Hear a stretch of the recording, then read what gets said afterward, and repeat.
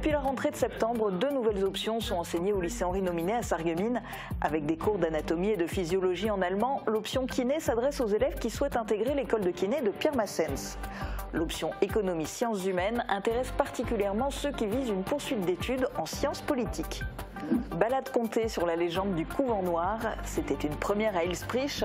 Comtesse Luciole a plongé 85 participants dans cette histoire mystérieuse et effrayante. Carton plein pour cette animation proposée en partenariat avec l'Office de tourisme Sarreguemines Confluence.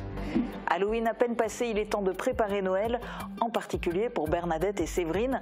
Mère et fille confectionnent des décos qui seront vendus au marché de Noël de Sirstal au profit de l'association Enfants Espoir du Monde. Plus de 80 artistes ont participé à la soirée Gala et Solidarité de l'association Agir Ensemble. Des habitués mais aussi des nouveaux qui ont fait vibrer l'hôtel de ville de Sarreguemines. Les bénéfices de la soirée contribueront à financer un appareil nécessaire au traitement du cancer de la prostate. Le Plat fait salle comble à Bettwiller. 2700 billets ont été vendus pour les 14 représentations de l'association du théâtre de Bettwiller. 11 comédiens montent sur les planches pour interpréter la comédie Ihr Kinderlied Comet. Bienvenue sur Mosaïque Cristal. Dans cette émission, on parlera aussi d'une toute nouvelle association qui s'est créée à Sarreguemines, Humanitus. Les 2 invités du jour en font partie. Damien Schuller est premier conseiller du Triumvirat et Annie Stocky est membre du conseil de veille et d'orientation. Ça vous donne déjà un aperçu des spécificités de cette association. On vous explique tout à l'heure. On commence par une triste nouvelle. Fin des recherches à Blize-et-Bersin. Le corps de la personne disparue a été retrouvé sans vie. Une issue tragique qui met un terme à l'abattu organisé hier dans la commune et à laquelle ont participé spontanément de très nombreuses personnes aux côtés des gendarmes. Le défunt, Denis Franou, père de famille âgé d'une 50aine d'années, était connu et apprécié dans la région. Il était professeur d'histoire-géographie au lycée Jean de Panche de Sarreguemines. Investi notamment dans le domaine de la mémoire, il avait fortement œuvré pour que le pont, situé rue du Parc, porte le nom de Robert Weil. Nous adressons toutes nos sincères condoléances à la famille, aux proches et aux amis de Denis Franou. Direction le lycée Nominet de Sarreguemines, l'établissement a ouvert 2 nouvelles options cette année, l'option kiné et l'option économie sciences humaines. Le lycée a la volonté d'accompagner encore plus les élèves vers leurs projets au-delà du bac. Reportage de Mariva. Pas de cours de sport ni d'allemand, mais une option kiné. Cette année, le lycée Henri Nominet élargit ses horizons avec l'introduction de 2 nouvelles options. Première nouveauté, la kinésithérapie. Pensée pour les élèves désireux de poursuivre leurs études en Allemagne à l'école privée de Pirmasens, cette option leur permet d'ores et déjà de se familiariser avec les bases du métier, tout en s'adaptant aux exigences des études supérieures. On leur apprend un peu le squelette en allemand, le nom des muscles en allemand, les fonctions respiratoires cardiaques en allemand. C'est toujours un plus pour avoir une clientèle allemande, qu'on travaille en France ou en Allemagne, parce que nous sommes frontaliers et de savoir parler allemand, c'est très important. Pour nous, c'était une évidence de nous intégrer à cette option, puisque c'est ce qu'on veut faire et que, comme dit, ça apporte toujours des avantages. Depuis la 3e, c'était l'objectif d'aller au Henri Nominet, en ST2S et d'aller après à Pirmasens. Entre cours d'anatomie, de physiologie et séances pratiques, tout est fait pour préparer au mieux les futurs candidats. Et ensuite, pour déterminer quelle est l'importance de notre culture. Autre nouveauté, une option économie et sciences humaines. Ce cursus plus théorique s'adresse aux élèves qui visent des études en sciences politiques. On apprend énormément sur l'influence de certaines choses sur l'opinion publique, la société, l'économie. Et je trouve ça déjà très important, rien qu'en premier temps, pour mon propre savoir et même par la suite pour peut-être des futures études en sciences politiques. Et ça offre directement déjà une certaine critique et une manière de penser. Ces élèves ont des parcours ambitieux. Et nous, on les prépare à travers cette option à des méthodes qui sont déjà présentes dans l'enseignement supérieur. Depuis quelques années, le lycée se concentre sur l'accompagnement des élèves vers leurs projets au-delà du diplôme. Préparation aux écoles de soins infirmiers, aux classes prépa technologiques, options sport ou encore apprentissage de la langue régionale, les options sont nombreuses. Ce qu'on a essayé de faire du lycée, c'est de faire vraiment un tremplin pour l'enseignement supérieur. Et ces options rentrent complètement dans cette manière d'accompagner les jeunes peut-être autrement et de les projeter après dans l'enseignement supérieur et surtout de réussir dans l'enseignement supérieur. Un établissement à l'écoute des ambitions des élèves, leur offrant des parcours personnalisés pour leur avenir professionnel. Si on rapproche le tableau festivité du festin. Un nouveau bâtiment de 6000 m² pour l'entreprise Continental à Sarreguemines. Il s'agit d'un hall logistique pour répondre aux besoins de l'usine en termes de stockage. Il a été livré par la SEML, la Société d'économie mixte locale Sarreguemines Confluence. Didier Fuchs, président de Continental France, et Roland Roth, président de la SEML, ont inauguré le bâtiment. Il s'agit de la 4e opération portée conjointement par la SEML et l'usine. Ils étaient les premiers spectateurs à voir les images de ce documentaire en France. Le film Le Feu sacré, lumière de la résurrection du Christ a été diffusé au Cinéma Forum de Sarreguemines. La salle était comble. Les réalisateurs du documentaire, le diacre Severino Caruso, Dany Coren et son fils Philippe Coren étaient présents pour un moment d'échange après la projection. Retour en images sur la soirée. La salle affichait complet. Plus de 300 personnes sont venues assister à la diffusion du film documentaire Le Feu sacré, lumière de la résurrection du Christ. La projection a eu lieu dans la plus grande salle des cinémas forums de Sarreguemines. Les réalisateurs, le diacre Severino Caruso et Dany et Philippe Coren, sont intervenus après pour un moment d'échange avec le public. Plusieurs autres projections sont prévues dans le département de la Moselle et ailleurs en France, notamment à Lourdes. La musique manouche s'est invitée pour l'occasion. Dorado et Samson Schmitt ont proposé une intervention musicale.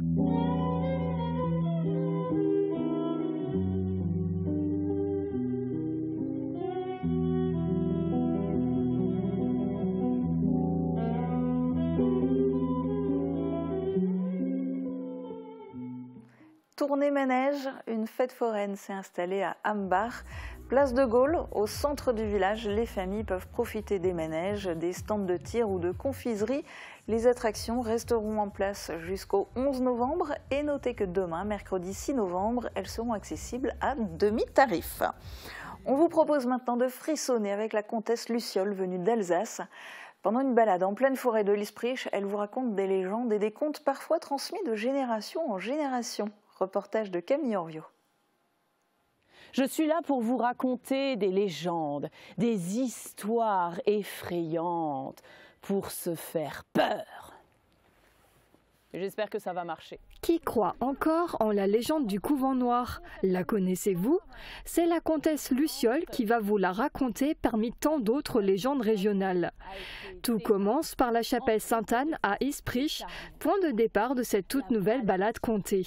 La balade contée, elle s'articule autour d'une légende qui est la légende du couvent noir et qui raconte qu'un peu à l'écart du village, il y a une mare d'elle, et c'est un endroit vraiment mystérieux. Pour en savoir plus sur la suite de ces récits, la comtesse Luciole invite tout ce beau monde à la suivre dans une balade de 2 km en pleine forêt.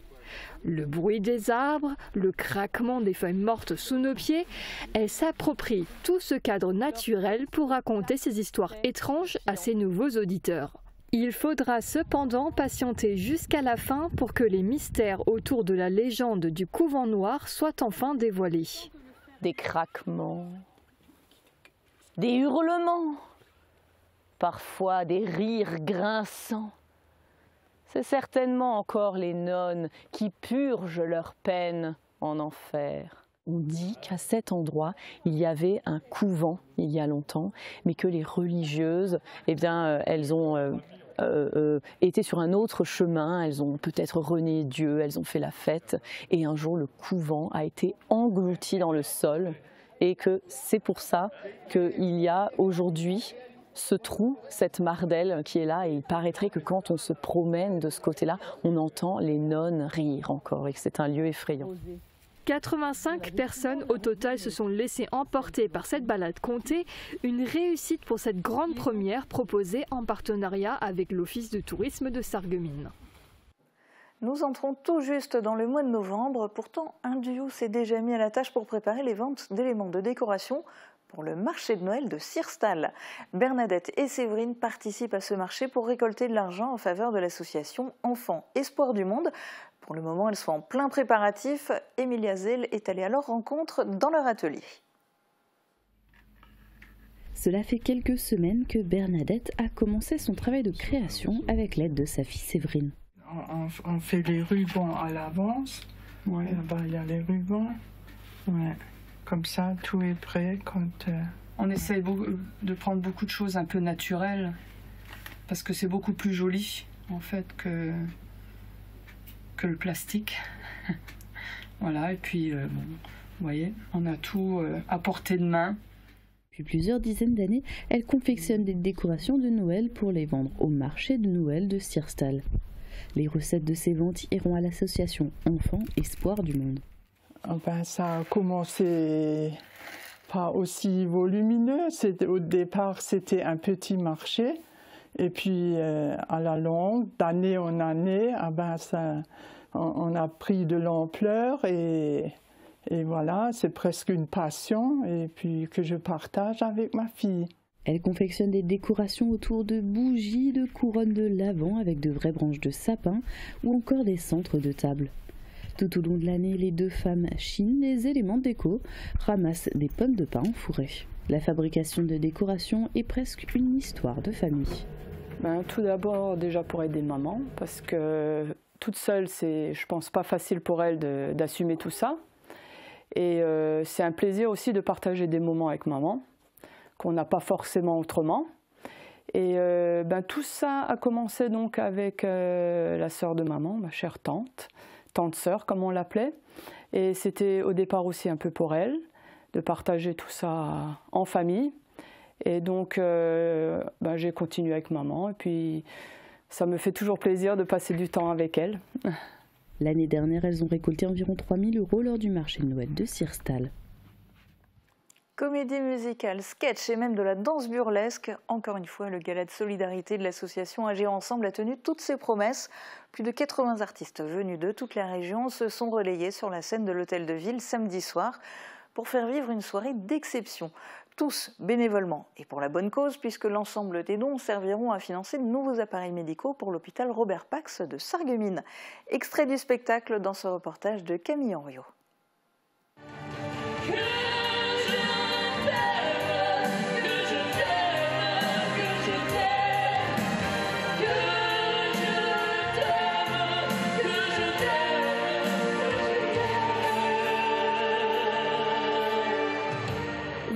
Peut-être reconnu, c'est Charel alias Charles Tritz qui donne de la voix sur des chansons de Johnny. Le président de l'association Agir Ensemble tenait à ouvrir le bal pour cette grande soirée gala et solidarité, déjà la 23e édition. Grande nouveauté au programme cette année, l'arrivée de la troupe strasbourgeoise Les Diluviennes. Ces danseuses burlesques ont enflammé la scène de l'Hôtel de Ville pour leur toute première participation au gala.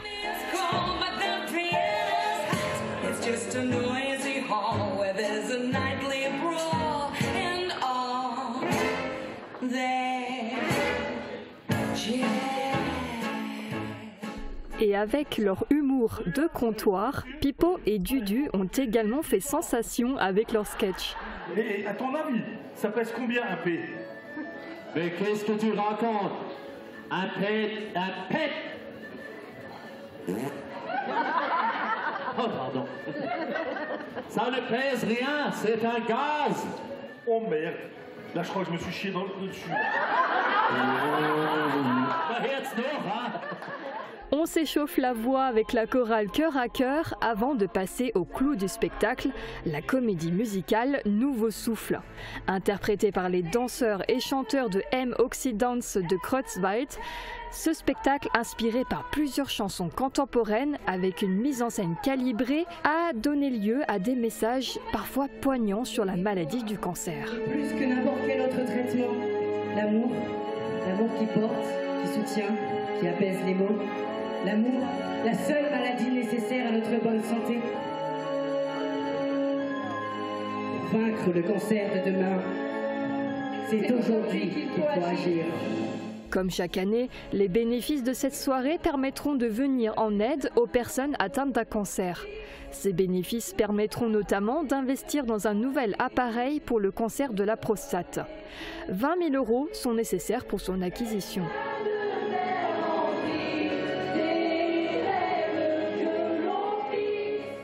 Les théâtres en plâtre sont une particularité de notre région et les troupes font régulièrement salle comble. C'est le cas de l'association de théâtre de Bettevillers qui est sur le point de clore sa saison. À chaque date, le foyer du petit village était plein. Reportage de Marie-Morgane Pires et Thibaut Desmerlet. Les rires du public, un élément essentiel pour une pièce de théâtre en plâtre réussie. Les 11 comédiens de l'association de théâtre de Bettevillers ont accueilli environ 200 personnes sur chacune des 14 dates programmées. Depuis le 28 septembre, ce sont 2700 spectateurs qui ont assisté à la nouvelle comédie et à Kinderlein Comet. Pour nous, c'est une motivation supplémentaire. Les dates sont remplies très très vite. Et puis, bon, sur les échos qu'on a, tout le monde est satisfait. Le but, c'est ça, c'est de faire rire les gens qui s'oublient un peu. Et puis, voilà, on est content parce qu'on réussit ce qu'on a entrepris. On rigole, nous aussi, derrière, mais le public, excellent. Cette année, c'est vraiment une année exceptionnelle. Das Madeleine wird wieder da aus im Stall sind beim Fritz. Sie, dass der bei uns da Knecht ist Madeleine Degger in der Stall wie da in der Huserding. La particularité de cette troupe, c'est qu'elle crée ses propres pièces. Tous les 2 ans, le président et comédien Yves Aucher s'attelle à la tâche. Il s'est inspiré cette fois d'un nid de cigogne installé à Bettevillers. L'histoire s'intéresse à 2 couples qui attendent un heureux événement pour le soir de Noël. Entre quiproquos, rebondissements et surprises, le public est resté focalisé avec les acteurs durant les 3 heures de spectacle.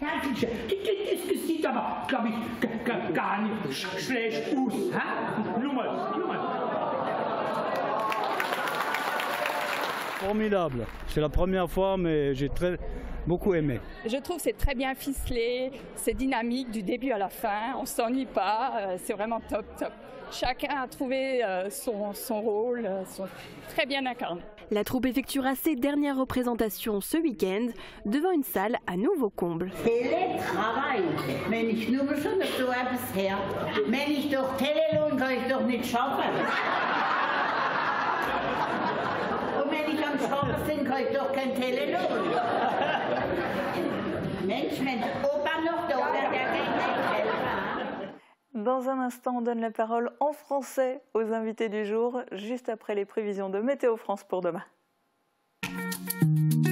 Couverture et zinguerie, une toiture Moder Habitat apporte sécurité, protection et pérennité par tous les temps.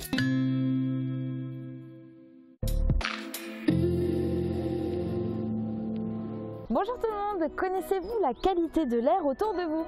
Eh bien désormais il existe une application appelée Air2Go développée par Atmo Grand Est et qui permet de connaître la qualité de l'air en temps réel. De manière simple et très détaillée, vous pouvez savoir si l'air est pollué et quelles en sont les conséquences. Une carte prévisionnelle est aussi disponible et des notifications de vigilance peuvent être activées, ce qui peut être utile surtout en période de forts épisodes de pollen.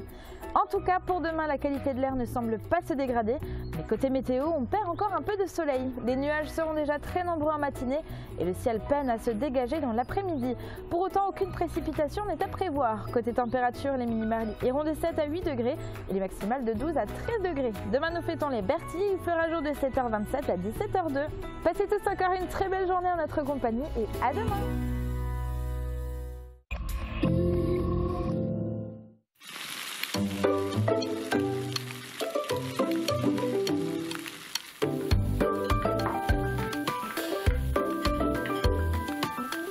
Retrouvez le goût des plats traditionnels qui réchauffent le cœur à l'Auberge du Moulin des Juilaires. Notre restaurant vous accueille dans une atmosphère chaleureuse où chaque repas vous apporte le sourire. L'Auberge du Moulin des Juilaires, un retour aux saveurs authentiques, tout en douceur. Besoin d'évasion, de découverte, d'échange?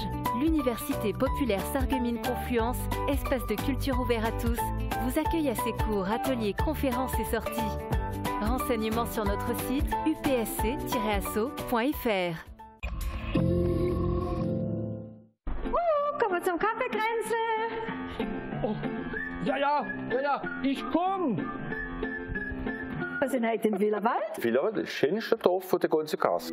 Ce que le passant connaît, c'est cet axe routier très fréquenté autour duquel s'est développée la commune qui compte aujourd'hui environ 1500 habitants. Wir sind in Willwald sehr ökologisch.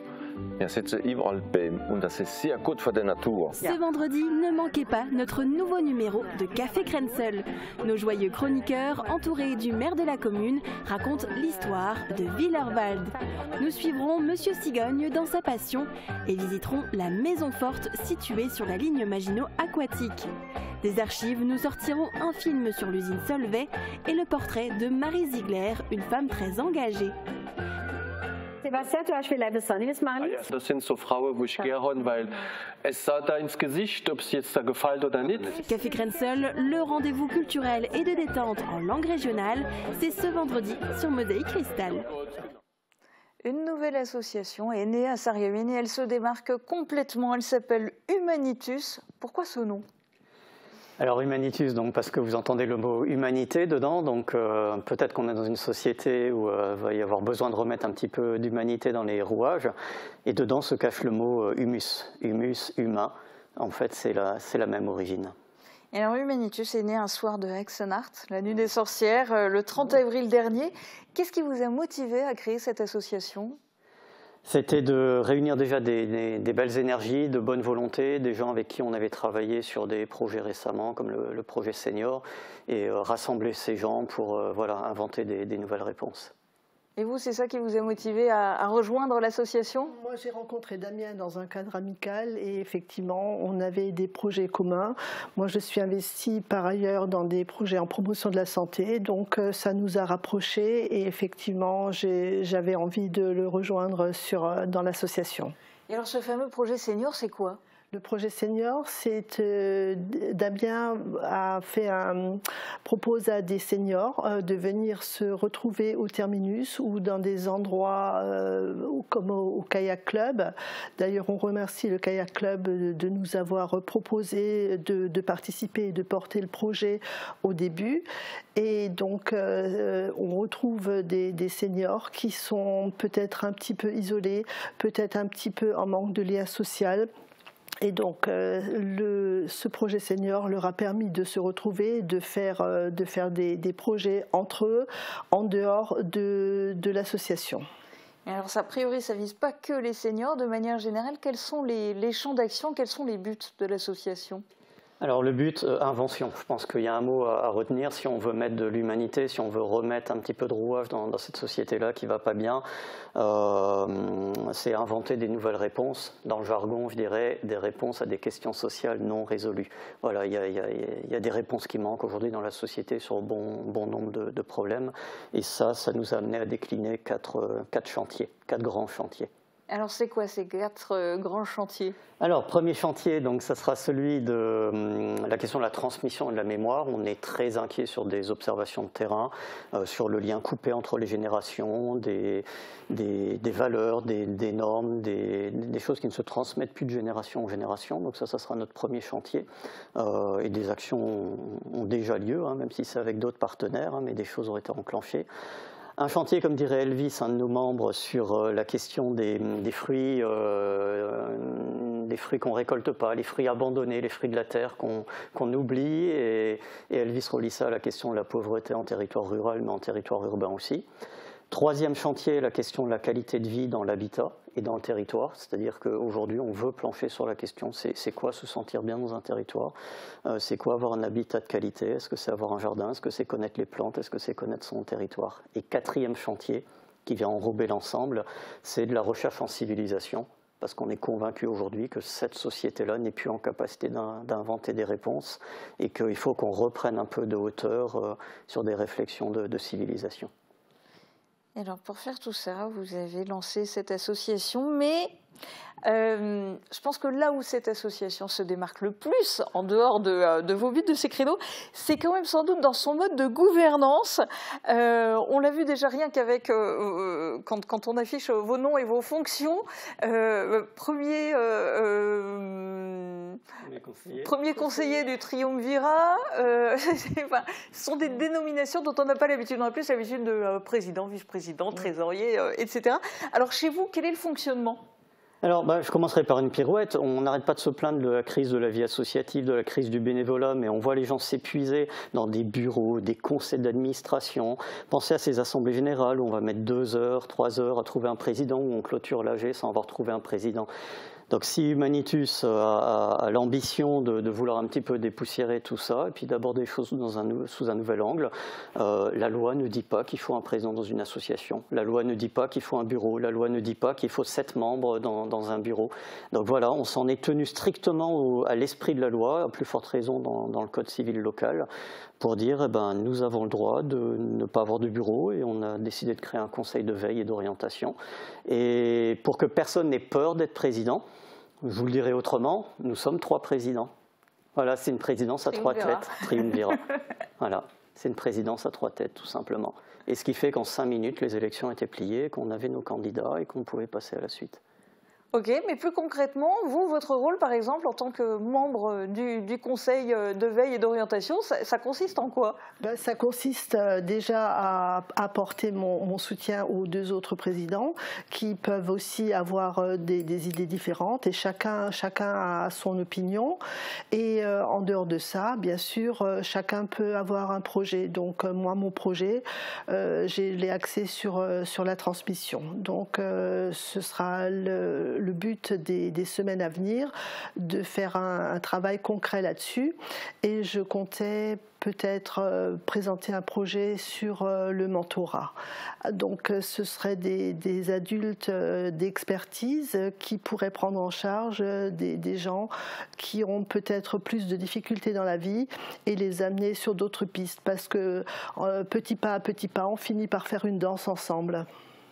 Alors pour faire tous ces petits pas et faire cette danse ensemble, à l'heure actuelle, Humanitus compte combien de membres? Vous savez que l'association est créée, mais on peut déjà se flatter d'avoir 15 membres et déjà d'avoir des donateurs et d'avoir un premier chef d'entreprise qui est donateur et qui est devenu membre de l'association. Est-ce que vous cherchez à recruter beaucoup de membres? Est-ce que des gens qui voudraient vous rejoindre peuvent le faire? Alors, bien sûr, avec plaisir. Tout nouveau membre qui souhaiterait entrer dans une association un petit peu décapante, où on souhaite sortir des sentiers battus, inventer des réponses nouvelles, que les gens viennent avec leur réalité de terrain, leur observation de la société. Mais oui, effectivement, notre postulat, c'est de dire il y a des choses qui ne vont pas. Il y a des choses qui ne vont pas, il faut reprendre les choses autrement, quoi.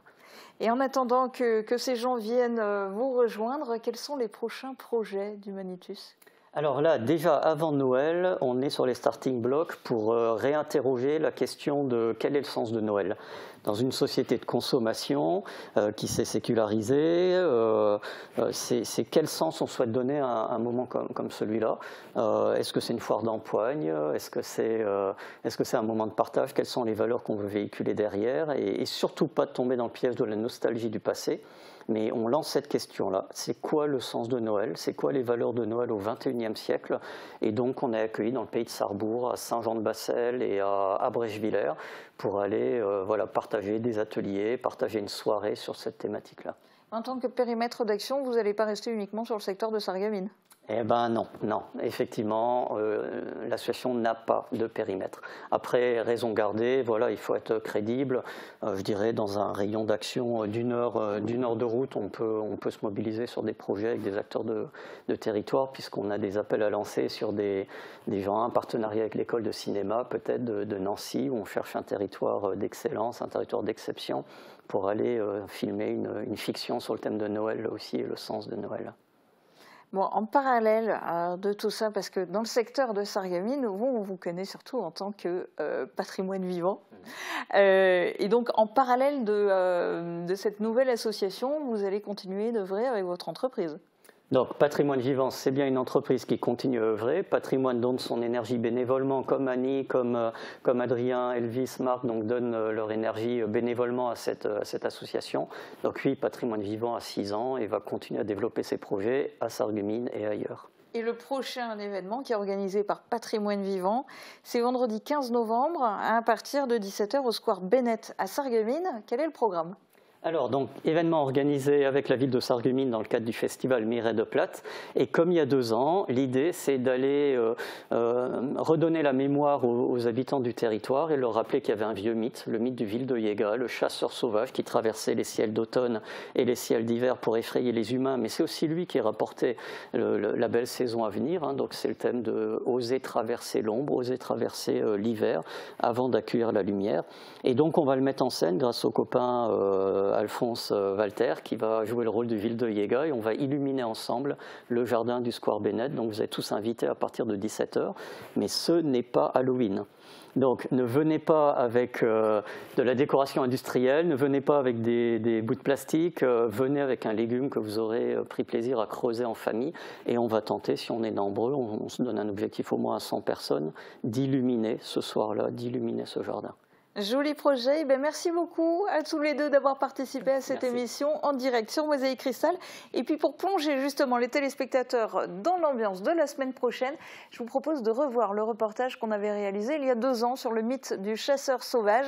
À l'époque, ça s'était déroulé non pas à Square Bennett comme vendredi prochain, mais en plein centre-ville.